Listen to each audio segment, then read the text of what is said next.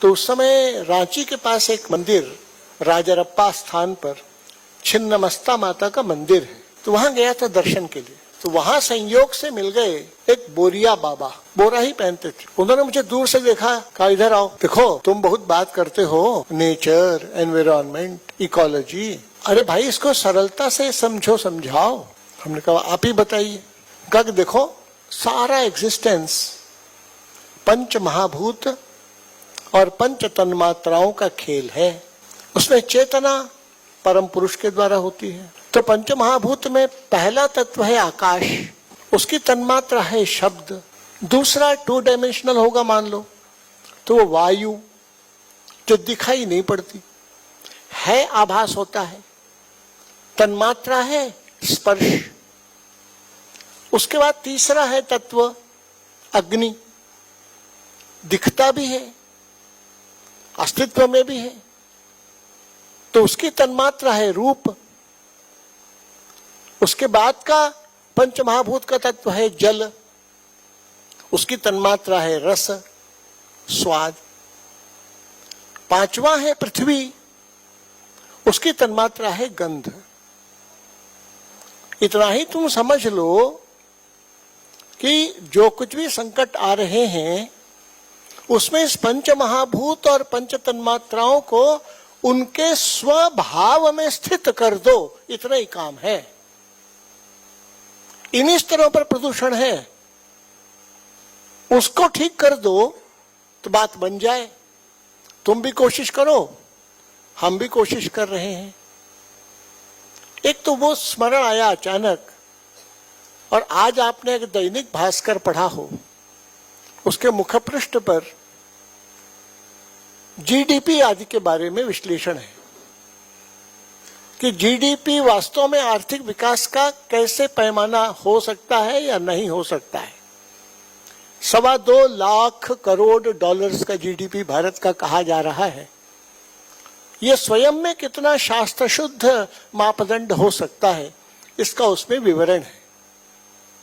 उसमें उसके दोष बताए हैं। पूर्व रिजर्व बैंक अध्यक्ष विमल जालान का उसमें उल्लेख है।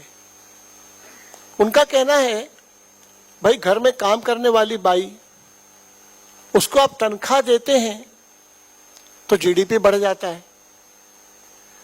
उसी काम करने वाली बाई से विवाह कर ले और तनख्वाह न दे तो जीडीपी घट जाएगा। तो जीडीपी तो ऐसा है, अपराध बढ़ा तो आपको ज्यादा जेल कंस्ट्रक्ट करना पड़ा तो कंस्ट्रक्शन क्षेत्र में जीडीपी बढ़ गया।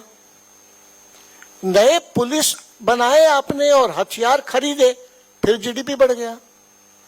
तो क्या यह सरमाइज किया जाए कि जितना अपराध बढ़ा उतना जीडीपी बढ़ेगा, जितनी बीमारी बढ़ी उतना जीडीपी बढ़ गया?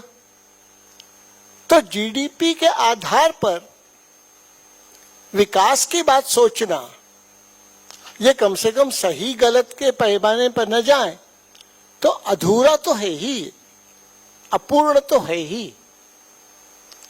भारत सरीखे देश के संदर्भ में तो जहां की इकोनॉमी केवल इंडिविजुअल और स्टेट पर आधारित नहीं है, जिसका कैपिटल फॉर्मेशन केवल फॉरेन इन्वेस्टमेंट और केवल कॉर्पोरेट सेक्टर पर अवलंबित नहीं है, हाउस होल्ड सेविंग्स ज्यादा प्रमुख है।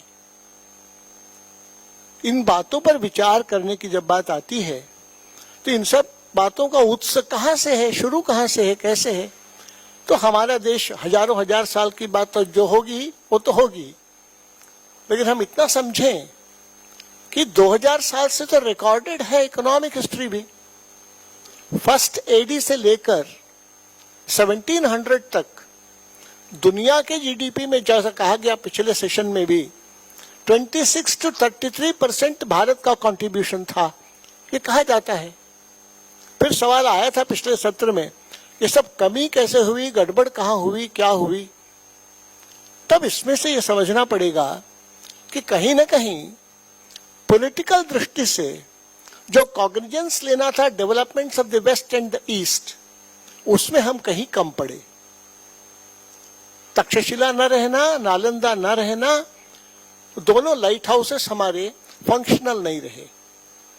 इसलिए दुनिया की हलचलों पर हमने ध्यान कम दिया। उसमें फिर भी तक्षशिला में तब चाणक्य थे, उन्होंने कॉग्निजेंस लिया इस बात का।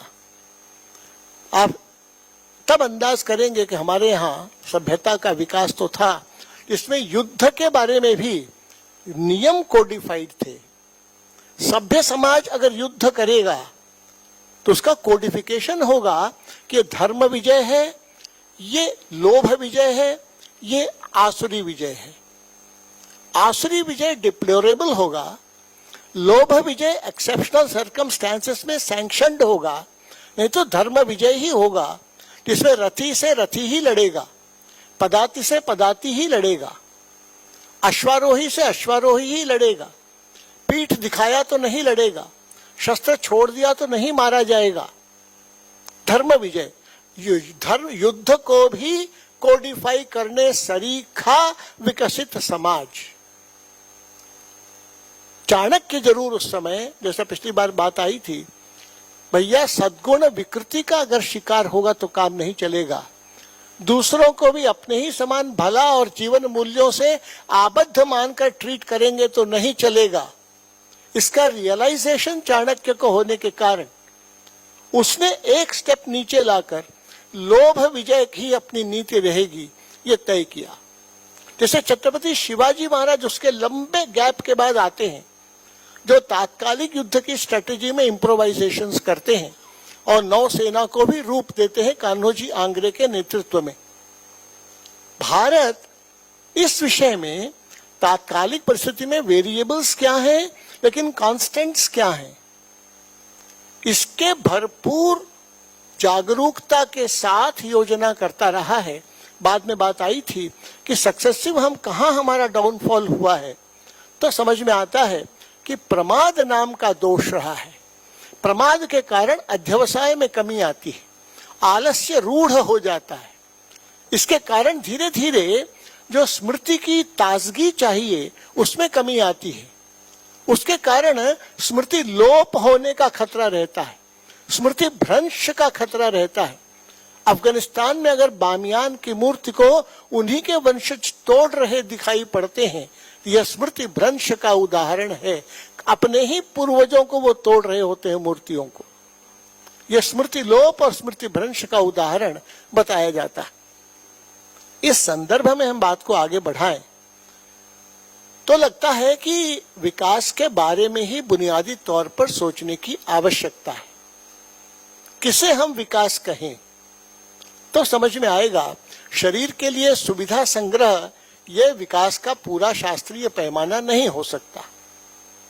फिर उसके लिए हमको सोचना पड़ेगा कि इसके बेसिस में कौन सी चीजें हैं। तो बेसिस में मित्रों ये है, जैसी दृष्टि वैसी सृष्टि। हम किसे सुख माने, माता की सेवा करने वाले में होने वाले शारीरिक कष्ट को सुख माने कि दुख माने। सुखी तो होना चाहेगा, तभी तो वो कष्ट पा रहा है भौतिक रूप से, और मन के स्तर पर प्रसन्नता का आभास हो रहा है। तब समझ में आएगा कि शरीर मन ये सब भी तो जुड़े हुए हैं। मन में भाव आया क्रोध का, आंखें लाल हुई शरीर की। मन में डर के कारण सर्द पड़ा शरीर, डर है मन का भाव, सर्द होना शरीर का। जब ये समझ में आएगा तो सुख ही केवल शारीरिक नहीं हो सकता। तब मोटे तौर पर आएगा कि एक तरफ शरीर है, दूसरी तरफ में जीवन भी है। शरीर के लिए आवश्यक सुविधा संग्रह के साथ जीवन का समाधान अगर न रहा तो कितना भी सुख सुविधा का संग्रह हो जाए, सुखी नहीं हो पाता। तो इसके संदर्भ में जब बात आती है तब लगता है कि बेसिक है फिलॉसफी। फिलॉसफी में से निकलेगा आइडियोलॉजीज, आइडियोलॉजी में से निकलेगा goal of life, goal of life में से निकलेगा वैल्यूज ऑफ लाइफ, क्या सही क्या गलत, क्या उचित क्या अनुचित। वैल्यूज ऑफ लाइफ को जीने वाले जो लोग होंगे icons and ideals of life होंगे। फिर icons and ideals of life के अनुरूप सर्वसामान्य व्यक्ति का लाइफस्टाइल गढ़ा जाता है। यद यद आचरति श्रेष्ठः तत्तदेव इतरे जनाः। जैसे जैसे श्रेष्ठ आचरण करते हैं वैसे ही समाज के और लोग भी उसका अनुकरण करते हैं। फिर उस आधार पर जो लाइफस्टाइल होगी, उस लाइफस्टाइल को रियलाइज करने के लिए इंस्ट्रूमेंट्स होंगे पॉलिटिक्स एंड इकोनॉमिक्स। उसके अनुसार स्ट्रक्चर्स होंगे, सिस्टम्स होंगे, मैकेनिज्म होगी, फंक्शनिंग होगी, नॉर्म्स होंगे, एथिक्स होंगे। और इन दोनों के ही कंट्रीब्यूशन को ऑप्टिमाइज करने के लिए जो तत्व बनेगा वो टेक्नोलॉजी एंड मैनेजमेंट। अब इस सब में मूल गोल ऑफ लाइफ अगर डिस्टॉर्टेड हुआ तो बाकी के चरण है वैसे ही डिस्टॉर्ट होते चलते हैं। उसके लिए जीव जगत जगदीश के स्वरूप और अंतः संबंधों को समझना यही अध्यात्म है, यही फिलॉसफी। इसके स्वरूप और अंतः संबंधों की समझ में से अगर आपने जगदीश तत्व को डिस्कार्ड कर दिया तो वैल्यूज नहीं रह जाती। फिर कुछ ही लोग होंगे एक्स्ट्राऑर्डिनरी मॉरल कोशंट वाले जो तब भी ठीक रह लेंगे। सर्वसामान्य के लिए जीव जगत जगदीश के स्वरूप और अंतः संबंधों की पहचान ये अगर अध्यात्म का स्वरूप होती है तो उसमें कई बार हम जीव के बारे में कुछ समझ पाते हैं, कुछ जगदीश के बारे में मान पाते हैं, जान नहीं पाते। अब बचता है जगत। उस तत्व की भी हमको जितना ठीक कॉग्निजेंस लेना चाहिए हम पार्शियल हो जाते हैं, उसकी संपूर्णता में हम देख नहीं पाते। जैसे संपूर्ण एग्जिस्टेंस है, हम जगत से तात्पर्य ये मान रहे हैं, जगत से हम केवल फॉरेन पॉलिसी डिपार्टमेंट का पॉलिसी फॉर्मुलेशन का एरेना हम नहीं मानते हैं। और जब जगत का ये स्वरूप बनेगा तो उसको थोड़ी समझ लेने की जरूरत है। जगत में भी दो तत्व हैं, मैटर है और एनर्जी है। उसी में आप देखेंगे कुछ तो मैटर तत्व है, कुछ स्पेस है। स्पेस एनर्जी से भरा है। और ये स्पेस अगर न रहता तो क्या हम और आप सब अलग अलग रहते? हम सब तो लोंदे हो गए होते। फिर ये एग्जिस्टेंस का कोई अर्थ नहीं रहता। एग्जिस्टेंस की विविधता होना ये मैटर एंड स्पेस के बीच के डिस्टेंस पर भी निर्भर है। और इतना ही नहीं, इसमें आप देखेंगे कुछ स्थिति है, कुछ गति है। ग्रह हो, नक्षत्र हो या सभी हो, अंदर भी हो, सभी गतियुक्त भी हैं, अपने अपने ऑर्बिट में ही चल रहे हैं। चाहे एटम के अंदर के तत्व ही हो या यत पिंडे तत् ब्रह्मांडे के कारण कॉस्मोस की भी स्थितियां बनती हो। और जब आप इसको देख रहे होते हैं तो स्थिति और गति, अगर पृथ्वी सोचती जाड़े के दिनों में थोड़ी गर्मी लेने चली जाऊं, सूरज के पास थोड़ी घसक लूं, तो सृष्टि खत्म हो गई होती। उसी प्रकार गर्मी बहुत लग रही है, थोड़ी दूर हो जाऊं, वो भी संभव नहीं है। ये एक व्यवस्था है, ये एडॉकिज्म इसमें नहीं है। इसके कुछ नियम हैं, तद अनुसार सब चल रहे हैं, तभी ये व्यवस्था है। इसी में कुछ वेरिएबल है, कुछ कांस्टेंट्स हैं। हमारे अंदर भी सेल्स वेरिएबल है, हमारी चेतना कांस्टेंट है। ऐसे ही सभी चीजों में है। इसलिए टोटल मिलाकर एमसी स्क्वायर बनता है, E is equal to MC square. इस जगत के इन सारे सिद्धांतों को आप जब देखते चलते हैं तो एक बात और तथ्य सामने आता है कि इसमें एक व्यवस्था के साथ डिपेंडेंस भी है, एक इंटरडिपेंडेंस की व्यवस्था भी बनी हुई है। जैसे आप देखेंगे भक्ष्य भक्षक संबंध, भक्ष्य हमेशा ज्यादा, भक्षक हमेशा कम। सिंह कम, हिरण ज्यादा, शेर कम, बकरी ज्यादा, मगर ज्यादा नहीं होते कभी, मछली ही ज्यादा रहती है। ये एक व्यवस्था है जिसमें भक्ष्य भक्षक संबंध भी निर्धारित है। इसकी समझ की कमी के कारण हम बहुत दौड़ते फिरते हैं। पक्षी है, वो उतना ही दूर उड़कर जाएगा कि शाम को घर आता है। भरण पोषण की व्यवस्था प्रकृति ने उसी डिस्टेंस में की हुई है। चरने के लिए द्विपद हैं, चतुष्पद भी हैं, लेकिन वो वहीं तक जाएंगे। सभी चीजें मानव प्रकृति के अनुकूल हैं और प्रकृति के वश में हैं। केवल और केवल मनुष्य है जो इसका उल्लंघन करने का सामर्थ्य रखता है। इसलिए बाकी तो सब ठीक चलते हैं। इस प्रकृति में ही आवश्यक संस्कार के साथ संस्कृति का भी उद्भूत होना मनुष्य की मिस्चिफ मेकिंग कैपेसिटी कम करता हुआ कंट्रीब्यूटिंग कैपेसिटी को बढ़ाने का एक साधन मनुष्य को मिला हुआ है।